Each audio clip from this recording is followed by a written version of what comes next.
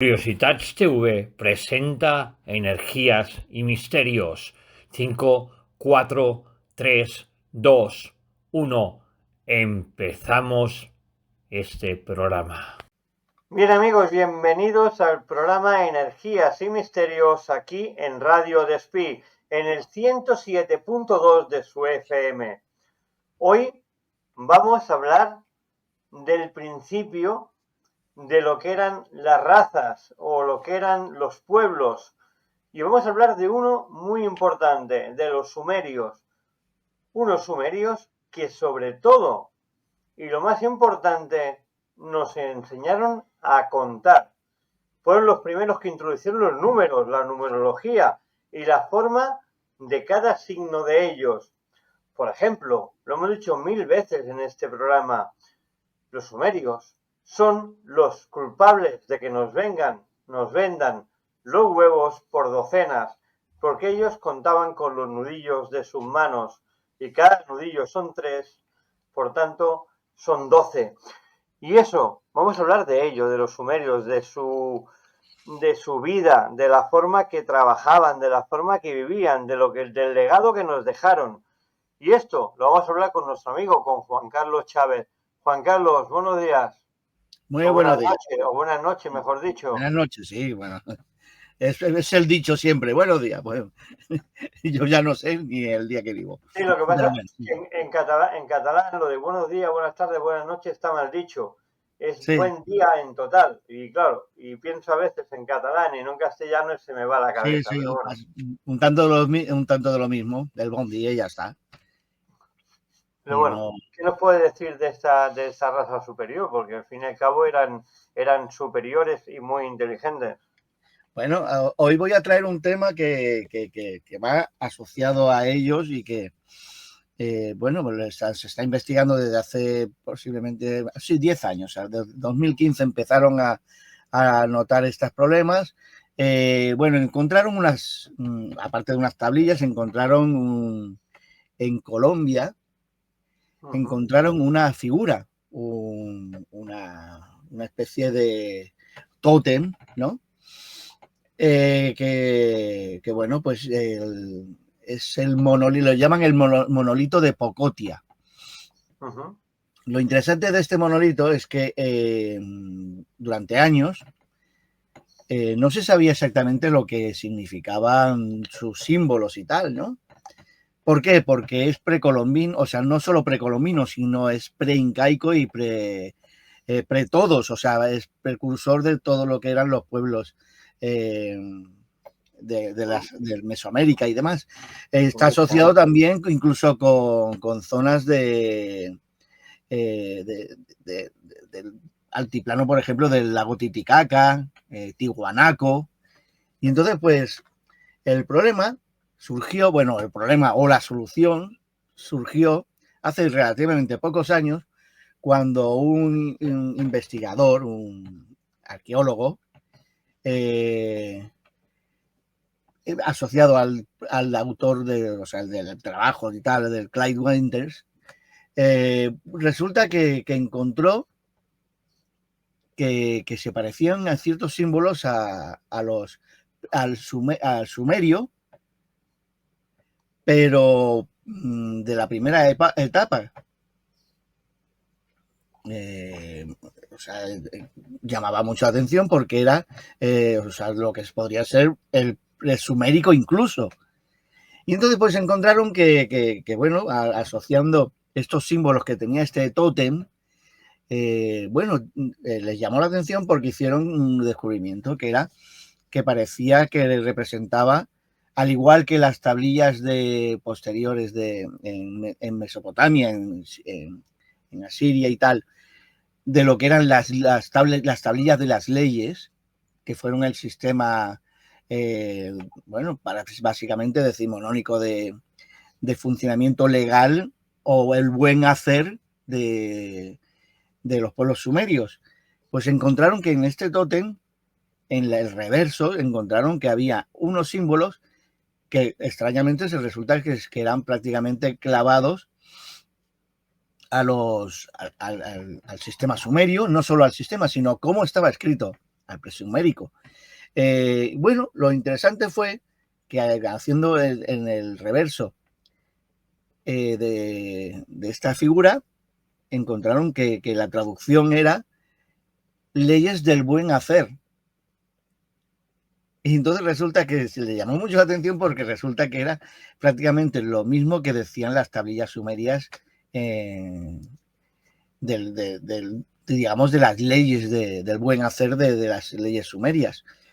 Bueno, lo más interesante fue que en el anverso, digamos, también hay símbolos y encontraron que estos símbolos resulta que intentando traducirlos encontraron que había como una especie de gesto, bueno, no, de figuras el que representaban la explosión de una supernova. Y, o sea, no marcaban la supernova porque sí, la marcaban para que fuera un elemento que sirviera de referencia de la antigüedad del mismo tótem o en la vida, en la época en que vivían ellos. Y entonces pues, resulta que, bueno, pues bueno, descubrieron que lo tengo por aquí la traducción, más o menos. A ver si la puedo poner, bueno, si la puedo buscar. Aquí no está. Vamos aquí, eso es. El caso es que vamos a ver una imagen que tengo por aquí. No, esta no. Bueno, el caso es que representaba una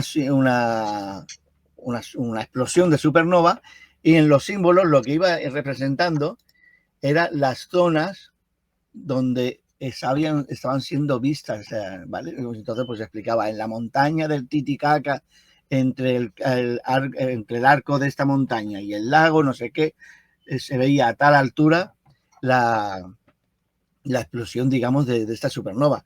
Lo interesante, por ejemplo, que, bueno, todo lo interesante que conlleva, que es que nos están dando a conocer que tenían pleno conocimiento de astronomía. Elemento este que se suele comentar que es que en la Mesopotamia, la antigua Mesopotamia, se tenían ciertos conocimientos. Se cree que incluso es la cuna precisamente de astronomía y astrología, pero en muchos aspectos no se tienen muchas referencias nítidas o claras de elementos que ellos pudieran definir, o sea, que nos sirviera de definición. En cambio, por ejemplo, esta figura, este tótem, te está dando unos datos totalmente fiables, o sea, exactos, porque encima te están diciendo qué tipo de estrella. O sea, no te está diciendo, no, esta es una estrella tal del cielo, no, te está diciendo, te sale simbolizado incluso constelación, la estrella de tal constelación, te está diciendo que tienen un pleno conocimiento de lo que prácticamente a la altura de la astronomía de hoy en día. Entonces, bueno, pues, ¿qué es lo más interesante de esto? Bueno, que esto es un tótem de Colombia, o sea, precolombino y de Colombia. Con lo cual, me estás diciendo que en Colombia, hace miles de años, tenían conocimientos de sumerio, o sea, que utilizaban una variante del sumérico, digamos, con lo cual nos estás diciendo que tenías pleno conocimiento o compartías conocimientos con una civilización que estaba a miles de kilómetros y con un mar por medio. Y bueno, dos mares. La pregunta que te hago, porque hay muchas lucubraciones sobre esto, pero sí que hay datos científicos que se han encontrado cosas en las Américas. ¿Podría esto cambiar la historia? Porque tanto los sumerios ha demostrado que han estado en Sudamérica, por la tablilla, se ha podido demostrar que esta civilización llegó allí, no sé de qué manera, pero llegó. Pero no solamente los sumerios, se han encontrado barcos vikingos y barcos romanos ahí en las Américas. Sí. Por tanto, la historia que nos han contado sobre Cristóbal Colón no es cierta. No, para No nada. fue el primero en descubrir las Américas. Hubo quien No, las descubrió antes. Entonces, no. claro, ¿por qué nos transgiversan tanto la historia y nos hacen creer lo que no es? Cuando hay pruebas fehacientes que los primeros en colonizar o llevar su cultura a la parte de Sudamérica, sobre todo la parte de Colombia, Ecuador y toda parte de allí, fueron los sumerios, realmente. ¿Por qué nos Sí. transgiversan la historia de esta manera? Bueno, es que, bueno, a ver, primeramente porque, y eso va explicado por arqueólogos y historiadores, que es que, a ver, la historia ya la tienen montada de una manera y más o menos pues la tienen todo como ellos quieren tenerlo todo como controlado y dar la sensación de que lo tienen todo controlado. El mero hecho de que se vayan acumulando elementos que te sacan de esta línea es un problema para ellos. Claro, lo más fácil es, por ejemplo, decir, esto no es cierto, esto no es así, lo corroboro con compañeros de también historiadores y tal, y entonces de esta manera, en el momento en que tienes un panel de grandes historiadores que digan, no, no, no, no, eso es un parche que habéis querido meter ahí, pero eso es mentira, ¿no? Eso la prensa está engañando o eso los descubridores, los que han descubierto esto, se han equivocado o han tenido una mala interpretación. Pero es que el problema es que cada vez hay más elementos que vamos, desmonta la historia que nosotros conocemos, ¿vale?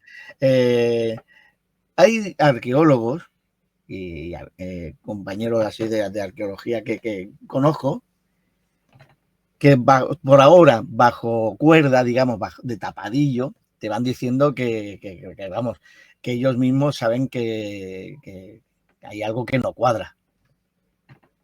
Hay algo que no cuadra porque, claro, van a sitios y tal, claro, ellos van como investigadores con una información X y, claro, en el momento en que están haciendo sus excavaciones van empezando a salir elementos que se salen de la rutina, pues claro, ellos pues, habitualmente pues eso, se hacen una serie de fotografías, se hacen unas pruebas y tal, pero lo interesante es la cantidad de veces que ciertas pruebas que no cuadran con este elemento en sí, o sea, con esta historia que nos cuentan, pues como estos elementos van desapareciendo o descartados, desechando, porque posiblemente bueno, ha habido un error de apreciación. Claro, a ver, en arqueología se sabe perfectamente, todo va por capas y las capas tienen la capilaridad tiene una edad X. Si una pieza sale a 1,5 metros de profundidad, pues saben perfectamente que eso tiene una antigüedad X y punto. O sea, claro, lo que pasa es que ciertas entidades, pues, o conjunto de arqueólogos e historiadores, pues dicen, no, no, esto se sale de nuestra norma y entonces, pues, o directamente se deja de lado, se desmiente o desaparecen directamente. Esto es básicamente lo como funciona hoy en día. El problema es eso, que cada vez hay más objetos que se van escapando de esta historia. Cada vez hay más elementos y sobre todo en países o en continentes en los cuales empiezan a aparecer estas cosas y eso no debería estar apareciendo. Claro, en las Américas dices, claro, tienen hecho lo de las Américas. Las Américas dicen que los pueblos precolombinos básicamente se mueven, oficialmente se mueven desde el año 0 o como mucho 2-3 siglos antes de Cristo. Que son emigraciones, digamos, son elementos que emigraron de Asia, digamos, por el estrecho de Bering. Siempre te dicen la misma historia. El estrecho de Bering se fueron desplazando de norte a sur hasta que llegaron hasta el final, bueno, hasta que llegaron aquí ya se acabó el continente. Y a partir de ahí dicen que del 0 aproximadamente al 1400 que llegan los españoles, 1492, que llegan Cristóbal Colón, es la etapa en la que se desarrollan todas las culturas interesantes, ¿no? O sea, lo conocidas de América, ya sea incas, ya sean preincaicos, ya sean los nazca, o sea, pueblos que fueron muy importantes, o sea, incluso aztecas, mayas, olmecas, toltecas, o sea, todo lo que tú quieras, todos los mecas que quieras, pero todos están integrados dentro de esos 1400 años, 1490 años. Digo 1490 porque es el momento en que prácticamente es cuando empieza la aniquilación. Yo no digo declive, yo digo aniquilación directamente. Y entonces, pues a partir de ese momento es cuando se dice directamente que, bueno, pues más allá del siglo, como mucho, segundo o tercero antes de Cristo, no ha habido nada. No puede haber nada. Claro, si ahora resulta que empiezan a aparecer ciudades como... ¿cómo se llamaban estas? La ciudad de, bueno, las ciudades sobre todo en Colombia y demás, o el lago Titicaca, por ejemplo, toda esta zona, Tiwanaku, por ejemplo, ¿no? Tiwanaku, que son ciudades que, claro, las tienen, ¿cómo las datan? Por el momento en que hacen unas dataciones, claro, la piedra no pueden datarla por el carbono 14. Básicamente el problema principal que tiene Tiwanaku es que no hay restos humanos. Es que parece una ciudad fantasma.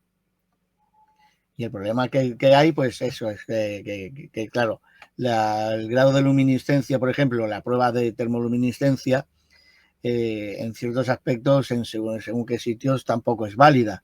Recordemos que, por ejemplo, piezas que han sido expuestas a grandes radiaciones o X radiaciones, incluso la prueba de termoluminiscencia puede dar errores, bastantes errores. Y entonces, pues, ¿qué ocurre? Que, claro, cogen con las pruebas de termoluminiscencia, claro, hubo pruebas que decían que Tiwanaku, por ejemplo, tenía alrededor de 7-8 mil años antes de Cristo. O sea, estamos hablando de 10.000. Y estamos hablando realmente de épocas en las que prácticamente pues te encontrabas los primeros pueblos mesopotámicos. Mira, ya prácticamente no solo mesopotámicos, ya estaríamos hablando de la etapa más importante de lo que eran los pueblos, como explican los mesopotámicos, los anunnakis, o sea, sus dioses, sus jefes, ¿no? Y entonces, pues resulta que claro, las piezas que se están encontrando precisamente en estas zonas, estos tótems y estas figuras, pues claro, están hablando también de dioses, que ellos le dan otro nombre, pero que son dioses que son muy parecidos a los suméricos, o sea, a los sumerios, digo, o sea, los mesopotámicos. ¿Qué ocurre? Que aquí tenemos un dilema. Claro, la ciencia como tal no tiene las pruebas, no la considera que hay errores de datación y que estos pues son perfectamente figuras que son de hace como mucho 2000 años. Y te ponemos así. Pero, claro, luego cuando intentas decir, bueno, pero es que se ha empezado a poder descifrar el tema de las figuras de Tiwanaku, sobre todo, por ejemplo, y en las zonas de los descubrimientos como esta figura de Colombia, en las que, por ejemplo, hasta ahora, o hasta hace muy poco, era muy difícil o imposible traducir o sea, por ejemplo, tú tienes la puerta de Tiwanaku. La puerta de Tiwanaku creían hasta ahora, bueno, porque parecía que era un reloj astronómico. Porque daba, por ejemplo, cada línea, por ejemplo, pues daba unas características. Unas eran, por ejemplo, meses, otros eran días, otros eran posiciones y tal. Pero claro, se creía, pero no se sabía exactamente la simbología, qué tipo de simbología era o qué significaban en sí. Bueno, con esto, por ejemplo, cuando empiezan a descubrir que pueden traducirlo directamente del sumerio, es que estás hablando de decir, es como decir que ahora resulta que en Japón aparecen unas figuras dentro de 1000 años y que la única manera de traducirlo, porque aquello no es japonés, y resulta que dicen, no, es el español. Y tú imagínate que hemos desaparecido, hay una nueva civilización creciente y que dice, no, pero a ver, no puede ser español porque el español está en otra parte del planeta y los restos que hay no hay contacto, o sea, no hay ninguna prueba de que tuvieran contacto una civilización con otra. Claro, estamos hablando de hace unos cuantos miles de años.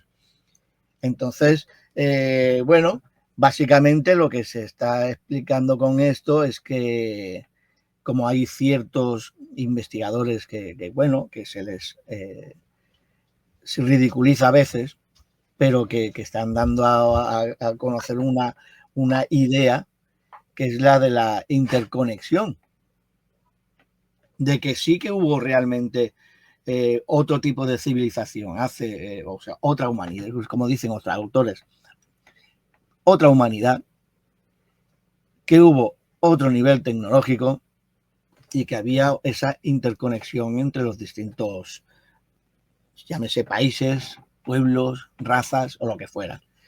Y en ese aspecto es bastante importante. Claro, eso no lo puede decir, claro, díselo a un historiador o un arqueólogo oficial y te va a decir. Sí, pero hay pruebas de que allí han habido otras civilizaciones antes de que los europeos, hablo de Cristóbal Colón, Sí. entrara dentro de las Américas. Un Cristóbal Colón que hablaremos en otro programa, que resulta que se ha descubierto que tiene genes de Gerona, que no era Sí. todo lo que decía. Lo que pasa es que, bueno, en aquella época todo se castellizaba, todo pasaba por Castilla. Por lo tanto, muchos escritores, muchos poetas, muchos artistas que eran de otras regiones del país, se decía que eran de España, pero era porque se asociaba todo a Castilla. De esto hablaremos, porque se habla incluso también del Quijote. Se habla que hay una versión en catalán anterior al Quijote. Y claro, evidentemente, a ver, ya sé que esto suena absurdo, ¿no? Pero realmente no sabemos la historia, porque en aquella época, es lo que digo, se centraba todo en el reino de Castilla. Y Sí, era muy evidentemente habitual, sí. todo lo que se hacía en toda la península provenía de allí, aunque no se hubiera hecho allí. Pero bueno, este es otro tema que tocaremos Eso, otra semana, que es interesante también. Pero el tema también de los sumerios, de otras civilizaciones que se han encontrado al otro lado del charco, que tecnológicamente o arqueológicamente o históricamente no se pueden demostrar, pero que existen pruebas fehacientes. Habrán también aquellos que creen en las razas alienígenas que dicen que habrán transportado pueblos de un lado a otro. ¿Podría ser también eso una prueba, algo de que nos está diciendo que algún ser extraterrestre haya llevado las culturas de un lado del otro del planeta o haya enseñado la misma cultura en la parte de Sudamérica aquí en Europa? ¿Podría ser?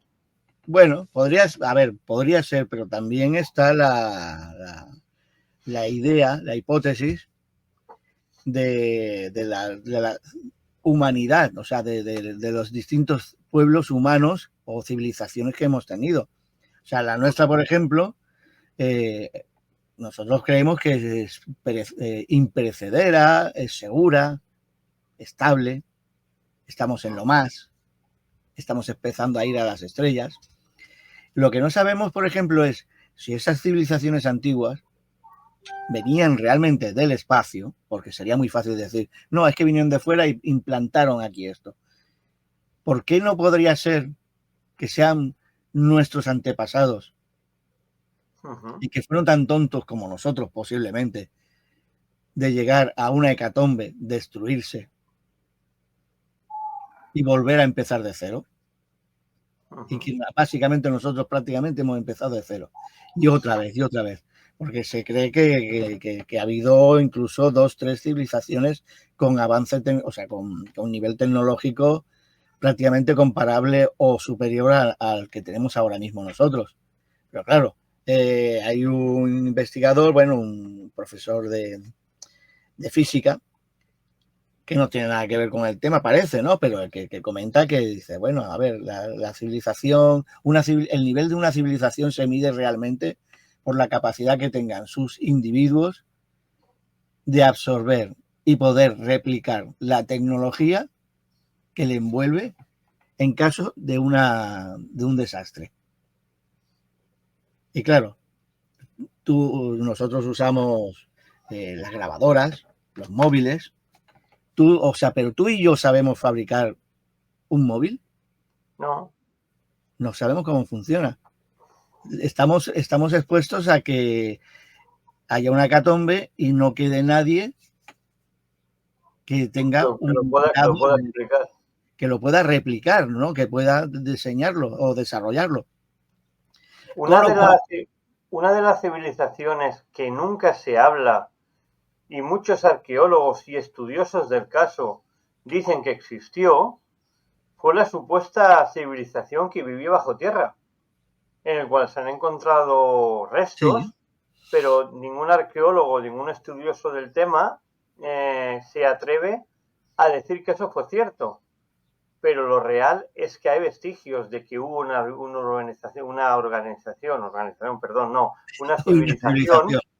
civilización que vivía bajo tierra.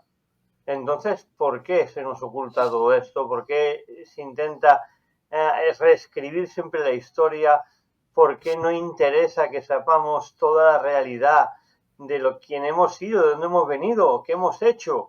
Porque seguramente conoceríamos muchas más cosas de las que conocemos y seríamos no más inteligentes, sino más formados civilizadamente, conociendo nuestro real pasado, ¿no?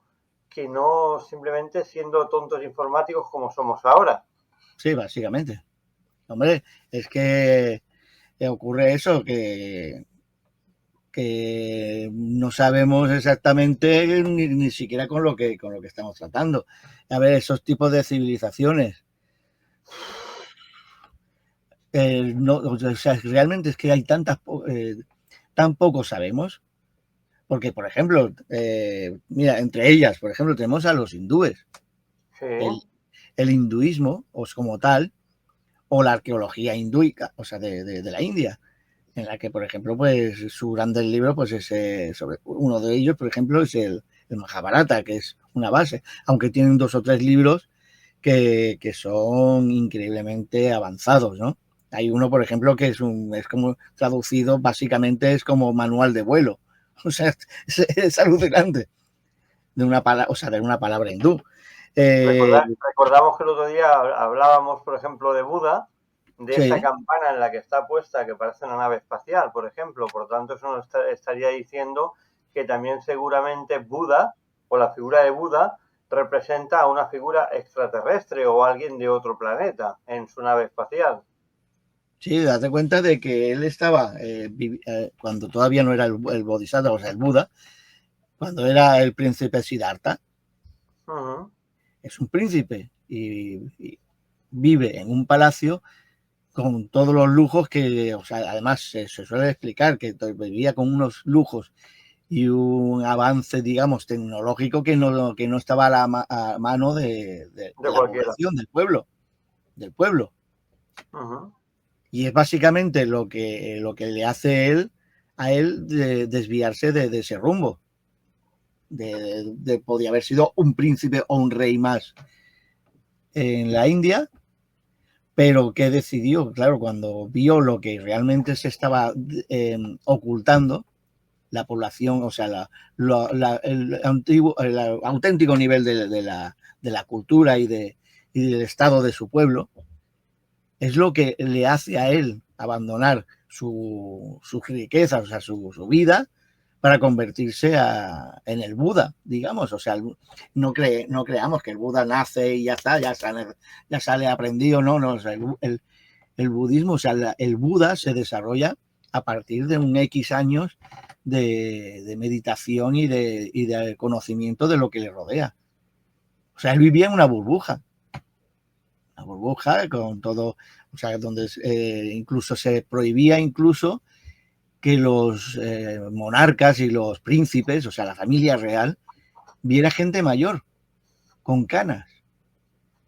Estaba terminantemente prohibido. O O sea, si ellos hacían un recorrido, hacían una limpieza, una criba, y dejaban solamente a la gente joven para que se acercara, digamos, o estuvieran en el lado del paso, digamos, de la comitiva. O sea, cosas así. O sea, que él cuando una de las cosas que le ocurre cuando es una de estas escapadas al exterior, que es cuando empieza a meditar sobre lo que realmente está pasando, la verdad, es que se encuentra a una persona que pues está demacrada, está, bueno, arrugada y tal, y él pregunta, ¿y a usted qué le pasa? Y esa persona dice, que soy mayor, soy un anciano. Se queda alucinando, o sea, dice, ostras, pero ¿qué pasa aquí, no? Con lo cual, él es cuando decide marchar, o sea, cuando decide abandonar todo esto y hacer una vida de contemplación y de conocimiento, de autoconocimiento. O sea, él no quiere enseñar a nadie realmente al principio, o sea, él lo que busca es sus propias respuestas. Y el budismo funciona así. O sea, o sea, lo único que te está diciendo es, mira, este señor hizo esto y tuvo ciertos milagreros, o sea, tuvo ciertas situaciones, pero básicamente, si tú quieres, bueno, contestarte cosas, este señor hizo estas preguntas. Y así funciona el budismo. Pero quiero decir que ha habido civilizaciones que no se sabe exactamente... al principio no se sabía si existía. Por ejemplo, la historia del Mahabharata, hasta la aparición primero de Mohenjo-Daro, pues se creía que era un libro que en realidad era una leyenda, un libro, o sea, pero no que se consideraba un libro histórico. Porque lo que se contaba pues eran como muy espectacular, pero consideraban que era cosas para reconocer y tal lo que eran los dioses, donde estaba cada uno, las castas, ¿no?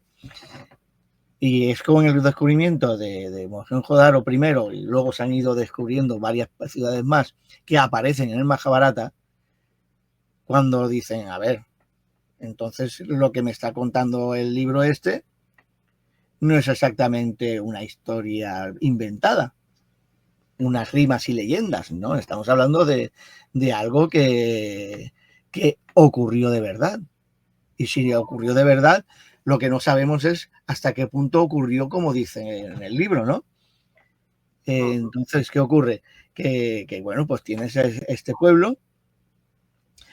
A diferencia de los mesopotámicos, o sea, de los asirios y tal, el pueblo, o sea, el Indo, el imperio del Indo, fue más independiente, o sea, no se expandió, parece ser que no quiso expandirse tanto en la época de esos famosos dioses. Se ve que ya tuvieron bastante con esa pelea que habían tenido con sus criaturas, a los que algunos llamaban monos con pelo, sin pelo, nos llamaban nosotros, y que esa gente parece que termina marchándose, diciendo, mira, nos largamos. O sea, con lo cual estamos con la historia. ¿Ellos venían de fuera y volvieron a marcharse? ¿O eran de aquí una civilización X que se hubiera desarrollado aquí, una humanidad desarrollada aquí, con una tecnología? No se sabe, Juan Carlos. Volviendo se puede saber nada de esto. Volviendo al tema del monolito, Juan Carlos, sí. Que nos ha llevado a esta conversación por los mundos de extraterrestres y otras civilizaciones, volviendo al monolito, me llama mucho la atención que no fue descubierto por una persona, sino por un grupo de personas. Y que incluso el 4 de enero del 2002, Enrique del Toro, presidente del Congreso de Bolivia, cree exactamente que esa tablilla pertenece a la colección del padre Crespi, un misionero italiano enviado en Ecuador. Pero lo que es raro que el mismo Enrique del Toro sea tan paciente de creer contundentemente en el contenido de esta tablilla. Bueno, a ver, el problema es que, bueno, no es un problema. A ver, este señor hace una investigación bastante, lo que puede, exhaustiva en lo que se refiere. Contemos que por ejemplo, el equipo que lo forma no son cualquier, o sea, son gente que no son cuatro matados, son gente que son tanto de estudiantes como profesores y especialistas en distintas capacidades, ¿no? Por ejemplo, un día a lo mejor igual lo busco. Omar Saadud, por ejemplo, sí que lo conozco de otras investigaciones y tal. El caso es que, o sea, el padre Crespi, por ejemplo, bueno, eso, Ecuador. Este señor, pues bueno, era un misionero, o sea, bueno, un misionero, un cura italiano que está allí en Ecuador. El problema es eso, que este tipo de inscripciones, pues es que no solamente está en el tótem, o sea, estamos hablando de que, es que no sé si tengo alguna imagen, pero hay, por ejemplo, ciertas tablillas que también son de la zona de Colombia, Ecuador y todo, esa zona, que tienen el mismo tipo de inscripciones. El problema está en que hasta ahora se sabía este tipo de inscripciones, pero no tenían una explicación o no tenían una traducción, no eran traducibles. El avance ha sido precisamente a partir de este descubrimiento que ya no es solo el tótem. La tablilla, por ejemplo, las tablillas que tiene o tenía padre Crespi, dicen un tanto de lo mismo. O sea, son traducibles. Hoy en día, por ejemplo, ya empiezan a poder decir exactamente este tipo de tablillas y bueno, el tótem ya está traducido. Pero hay tablillas, por ejemplo, que hasta ahora pues estaban apareciendo tablillas, por ejemplo, que incluso estaban hechas con ciertos materiales, que eso mucha gente no lo suele explicar. Estaban hechos con el tipo de material que era idéntico. Si, por ejemplo, esto es el tótem, es el reverso del tótem. Hemos puesto una imagen, lo digo para la gente de la radio que no la verá, pero la gente que nos ve en el canal con el programa, este mismo programa en color, como si fuera televisión, podrá ver las imágenes que vamos a poner. Pues esta bueno, es precisamente este es el reverso del tótem, el reverso, en el que aparece precisamente explicado el hecho de la supernova. Y claro, nosotros no tenemos capacidad de entenderlo, ¿no? Pero, por ejemplo, lo que descubrieron era que ciertos símbolos que están en la parte superior, en la tercera línea, pues indicaban, por ejemplo, que eran zonas montañosas, que estaba entre dos montañas, empieza a indicar el punto. Otra cosa, por ejemplo, que indicaban, por ejemplo, es el tipo de calendario que tenían, que era, por ejemplo, el día 2 del mes 3, no sé qué, o sea, estaba explicando, por ejemplo, la fecha, y con los otros símbolos, pues indicaba, por ejemplo, que era una estrella, en qué posición estaba, y bueno, pues está explicando que se convierte en supernova, que era visible desde cierto punto. Lo interesante, por ejemplo, es que claro, cuando estamos viendo esto dices, bueno, vale, esto es escritura precolombina, ¿vale? El problema es de que, bueno, sí, precolombino, pero resulta que ha sido, o sea, prácticamente recientemente, estamos hablando de 10 años para acá, que han empezado a hacer estas traducciones del sumerio. O sea, no son capaces de traducirlo directamente de los idiomas, digamos, que tuvieran los pueblos precolombinos. No, han tenido que ir a un idioma que está en el otro lado del mundo. Además, con un océano por medio. Y dependiendo de hacia dónde vayas, en realidad son dos océanos, porque tienes por un lado el océano Pacífico y por el otro el Atlántico. O sea, por dos lados tienes bastantes distancias. Pero es que no es lo único. Por ejemplo, se sabe, como tú decías anteriormente, se sabe, por ejemplo, que en Guinea encontraron, por ejemplo, restos también de la primera fase, o sea, el imperio antiguo egipcio, incluso. de primera etapa. Se han encontrado, por ejemplo, se sabe que, por ejemplo, que en el año aproximadamente 900 y algo al 1100, no se sabe exactamente cuándo, o sea, hay un desfase, pero bueno, en América, en Sudamérica, hubo un pueblo que eran rubios y pelirrojos y que o sea, formaron una comuna, digamos, una colonia que hoy en día podemos visitar, se puede visitar incluso las ruinas de esa colonia, y esa colonia pues tenía un tipo de constructivo que no era el de la época, ni el de la zona. Por tanto, que estamos hablando de pueblos, de un pueblo amurallado, de roca, con minaretes, con miradores y todo, de defensivos. O sea, estamos hablando de un sistema que resulta que muchos años después se ha descubierto otro tipo de construcción de este tipo en Finlandia. Y es un poblado precisamente defensivo vikingo. Estamos hablando ya de los finlandeses de la época ya de normandos a vikingos. Con lo cual estamos hablando de que, a ver, en ciertas épocas ha habido ciertas comunicaciones y se sabía perfectamente la existencia de unos y de otros. Lo único que, por ejemplo, sí que es verdad que mientras en el mundo occidental y el oriental, digamos, se potenciaba desde los asirios, se ha potenciado la fabricación de barcos, o sea, el transporte y el viaje marítimo, la búsqueda de nuevos horizontes por el mar. En cambio, por ejemplo, pues por lo que fuera, los pueblos, digamos, preincaicos, precolombinos, no lo hacían servir. Al igual que, por ejemplo, no hacían servir la rueda como tal. No, sí.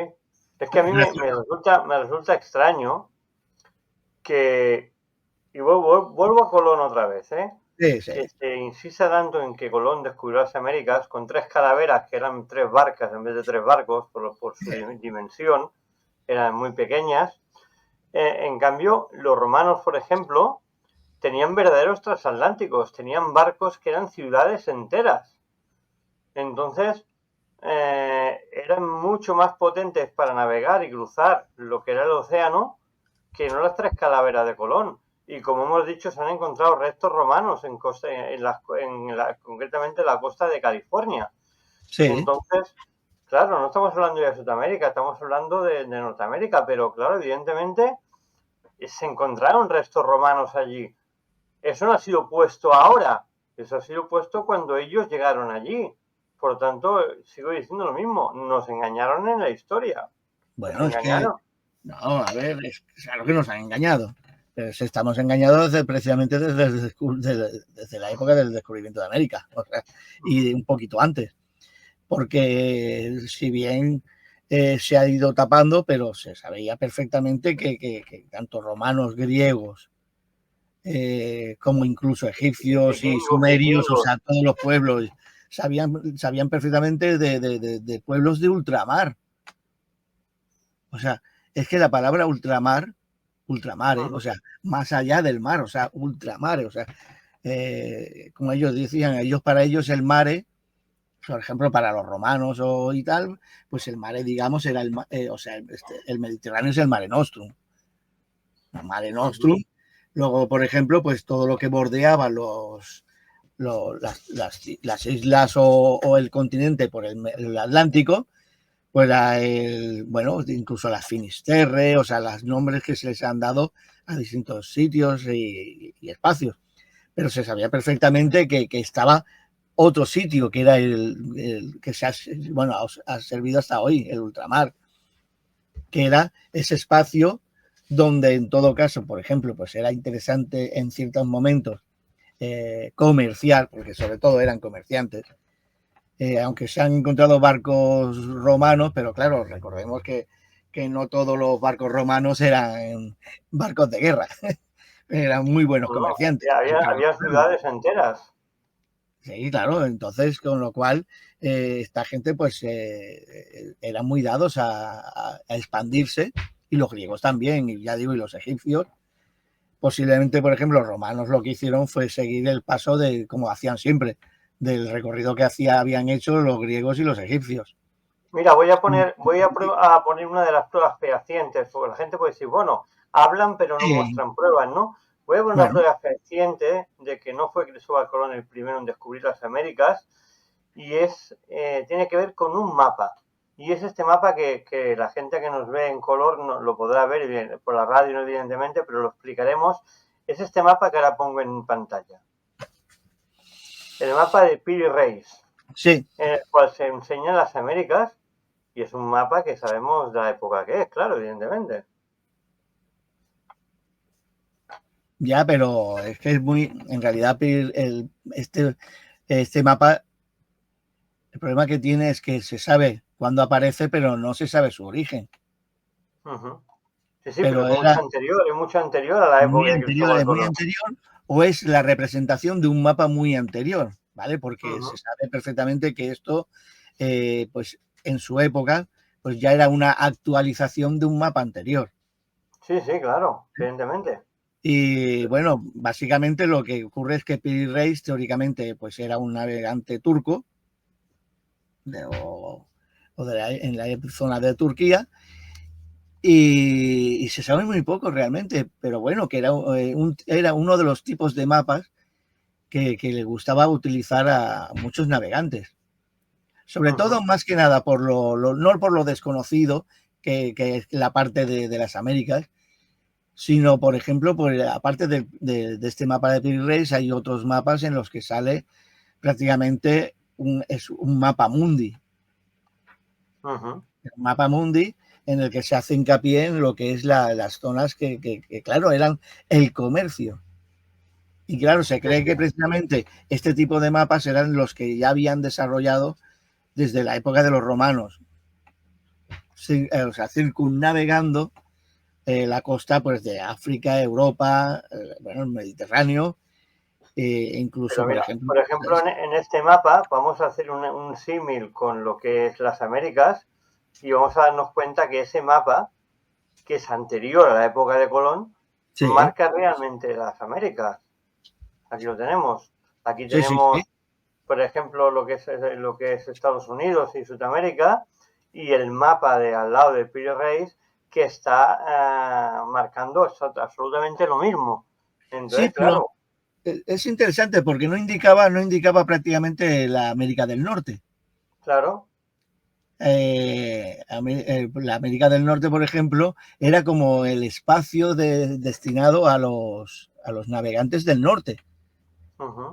Que eran, a lo mejor, posiblemente porque estaban mucho más adaptados a ese tipo de clima. O sea, se consideraba, por ejemplo, mucho más interesante para la navegación o para el comercio lugares que estuvieran más adaptados a nuestro clima, o sea, bueno, Sudamérica, por ejemplo, o incluso hasta el sur de Florida, o sea, las islas caribeñas, lugares que, claro, por clima era mucho más adaptable al comercio que no las partes del norte. Claro, ¿a dónde iban los del norte? O sea, pues a la zona, los sajones o vikingos, normandos y tal, pues claro, circunnavegando Groenlandia, o sea, nadie quería que, o sea, quitando a los vikingos, hasta la era moderna, nadie ha querido circunnavegar todas esas zonas del norte, porque eran zonas eran duras, eran agrestes, eran peligrosas y con una garantía de retorno de menos del 10%.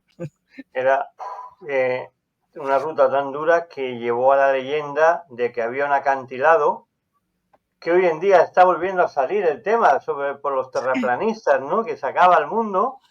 En aquella época se creía que ahí se acababa el mundo y que incluso habían fieras feroces que se comían a los barcos, pero claro, evidentemente ni habían fieras ni se acababa el mundo, simplemente que era una ruta muy dura y que hubieron muchos naufragios y sacrificios humanos al cruzar lo que es el océano, evidentemente, por la dureza de las aguas. Por eso digo que claro, era mucho más llevadero, digamos, el sur. También se consideraba que la zona caribeña era mucho más, también era una zona dura. porque estaba dada a tener muchas tormentas, ¿no? O sea, depende de la época del año, pues la época de huracanes, pues es muy habitual que coja o sea, convierte este espacio en un espacio durísimo. Pero ya existía, o sea, volvemos un poquito a la historia, ¿no? De que, bueno, pues estamos hablando de hace más de 2000 años, cuando hay pueblos, 2000, 3000 años, y estamos hablando de 2000, 3000 años antes de Cristo. O sea, estamos hablando de 5000 años atrás, porque estamos en el año 2000 después de Cristo. Pero estamos hablando de pueblos, de civilizaciones que ya conocían perfectamente la navegación. O sea, muchas veces se piensa que el Imperio Romano lo inventó todo, ¿no? La navegación. No. El Imperio Romano se dedicó a recopilar lo que mejor le podía servir para avanzar, o sea, para proyectarse, ¿no? Y en ese aspecto, pues claro, cogió, por ejemplo, se sabe perfectamente que el barco de guerra romano, el diseño venía de anterior incluso al sistema de diseño de los griegos y de los mesopotámicos. Y los mesopotámicos, recordemos, que llegaban a, bueno, Mesopotamia llegaba hasta el Mediterráneo. Y en ciertos momentos, pues estuvo controlando todo el Mediterráneo, y todos los pueblos que hubiera a su alrededor eran dominados por Mesopotamia. O sea, sí que es cierto que desde época romana no se ha descubierto nada, todos los conocimientos que tenemos son conocimientos romanos, sí. Pero también es cierto que ellos copiaron muchas culturas y modificaron objetos de otras culturas, por ejemplo, los barcos, y también los dioses adquirieron dioses griegos y les cambiaron de luego el nombre, ¿no? Sí, bueno. Hay que saber también eso, ¿no? Que también la cultura romana o el pueblo romano ha sido el más avanzado de la historia, mucho más avanzado de la historia. Pero vamos a otra fase entre los sumerios, egipcios, los mayas, los precolombinos. Hay una frase que me dijo un amigo hace casi más de 35 años, que a mí me entró y la recuerdo hasta ahora, que me decía: piensa si desconocemos de todas estas civilizaciones que mientras ellos dormían en pirámides o construían pirámides, nosotros en Europa vivíamos dentro de cuevas. Sí. Y esto da mucho que pensar, ¿eh? Pero es que es verdad. Mira, se sabe perfectamente que la mentira que nos han vendido siempre de que todas las ciudades mayas, aztecas y tal tienen una antigüedad máxima de la época de hace del siglo II, III después de Cristo. Y se sabe perfectamente. Ahora ya están cediendo porque no tienen más remedio. Porque han encontrado, por ejemplo, incluso un poblado, unas ruinas, un poblado que está en la frontera con Estados Unidos, y que, claro, las primeras dataciones están diciendo de 20.000 años atrás. Ahora, ¿cómo cuadras eso? Claro. Y dices, bueno, ¿qué pasa? Esa gente se tiró 20.000 años después o 18.000 años para volver a aprender a hacer pirámides y hacer construcciones. No cuadran. O sea, se sabe perfectamente que este tipo de pueblos y de civilizaciones, incluso ellos mismos decían que ellos eran los descendientes de otras civilizaciones o de otros pueblos anteriores. Unos que habían sido conquistados, otros que se habían reconvertido, pero que son poblaciones o sea, son pueblos que vienen de muy antiguo. Se sabe, por ejemplo, que los incas, por ejemplo, los más famosos, la etapa inca, pero es que la etapa inca es la última, digamos, de lo que es la zona del Perú, Chile, bueno, toda esta zona de América, ¿no? Y se sabe que es eso, que los incas lo que hacen es someter a un pueblo anterior o a otro pueblo, civilización o imperio anterior, que a su vez también habían sido invadidos o que habían conquistado otros tipos de pueblos. Claro, te encuentras con civilizaciones como el pueblo nazca, que dice, no, es que el pueblo nazca en realidad nunca estuvo unificado con el imperio inca y tal. Pero claro, te encuentras con una simbología que tiene el pueblo nazca, que al día de hoy, por ejemplo, pues tienes, si quieres tener ciertas interpretaciones, te tienes que ir a otros lugares del mundo para interpretarlo. Tenemos, por ejemplo, también en la cara oculta de México, Por ejemplo, las extrañas piedras de Acambaro, en el cual se ven figuras no solamente extraterrestres y tal, sino que también se ven figuras de dinosaurios y sí, de animales extintos conviviendo con el ser humano, sí, cosa que los mismos arqueólogos y paleontólogos dicen que eso es imposible, pero que hay esas piedras que cómo podrían saber ellos cómo era un dinosaurio si no convivían con ellos. Y esas claro. piedras muestran esas figuras de esos animales extintos, ¿no? Entonces, claro, es que hay muchas preguntas en la humanidad Por eso te y digo que las piedras de Gambaro son una de ellas, ¿eh? sí, solo, a ver, da igual que lo digan que es real o no es real, pero por ejemplo, piedras de Ica también. Sí, las piedras de Ica, sí, sí. Está lo de el tesoro de las planchas, la biblioteca de oro, de láminas de oro, que creo recordar que también es de la zona cerca de Tiwanaku, o sea, cerca de entre Colombia, Ecuador y estos países, o sea, este triángulo de países. Y que son también unas láminas que realmente prácticamente no se podían traducir.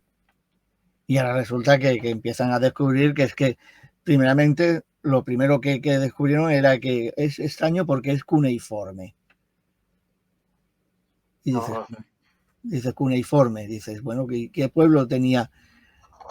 Claro, se centraban en pueblos andinos o pueblos americanos que tuvieran escrituras similares, cuneiformes.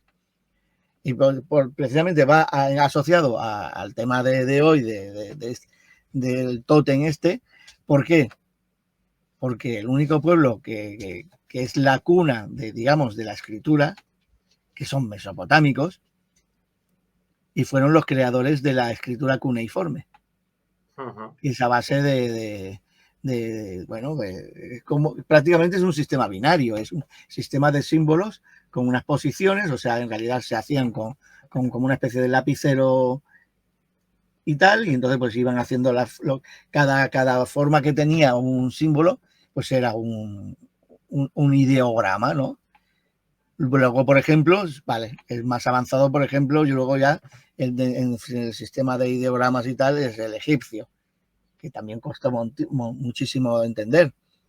Nosotros tenemos otro tipo de lectura, o sea, y escritura. Nosotros es ideográfico también, o sea, con figuras y tal que representan, que vienen en realidad muchas de esas figuras, vienen también de pueblos tanto del norte, rúnicos y demás, como de pueblos tan al sur como los pueblos, por ejemplo, también cercanos a Mesopotamia. Es alucinante, ¿no? Que dices, bueno, a ver, nosotros creemos en unas civilizaciones que se desarrollan y que, claro, tecnológicamente no tenían la capacidad de poder viajar para conectar entre pueblos. Y claro, la historia se va a venir abajo, se tiene que más tarde o más temprano se vendrá abajo. El momento en que empezaron a aparecer estas figuras y empiezan a aparecer estas cosas que están fuera de tiempo, o se cree que están fuera de tiempo, se terminará por descubrir que decir, no, hay que reescribir la historia. Hay que pero reescribirla. una historia escrita muchas veces por los magnates religiosos, por las grandes religiones, porque, por ejemplo, hablo de la religión cristiana, habla de, por ejemplo, de por qué hay varios idiomas en el mundo, habla de aquella famosa Torre de Babel, en el cual, por el egoísmo de querer llegar a Dios en el cielo, se derrumbó y a partir de ahí todo el mundo hablaba una lengua diferente, que son los idiomas de hoy en día. En cambio, los idiomas han permanecido desde mucho antes de que se reconociera la religión católica, porque Sí, el sumerio, que son los inventores de la escritura y de la numerología también, es un tipo de idioma que ha ido transgiriendo a otros idiomas. Los mayas tenían su idioma, los sumerios tenían el suyo, bueno, todas las civilizaciones han tenido su propio idioma. sí, Por tanto, todo lo que nos han vendido religiosamente, como lo de Cristóbal Colón, es todo mentira. Está todo Totalmente. basado en la creencia religiosa. Y eso a mí Correcto. es lo que me cabrea mucho, que quieran reescribir la historia a base a una religión. Es Sí, muy duro eso.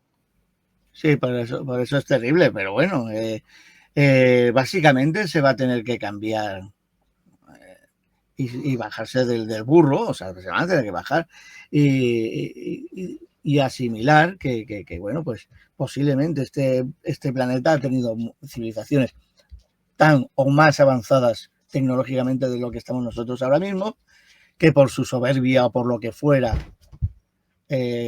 fueron capaces de aniquilarse, de volver a unos estadios evolutivos prácticamente de la edad de piedra y No, empezar sí, de nuevo.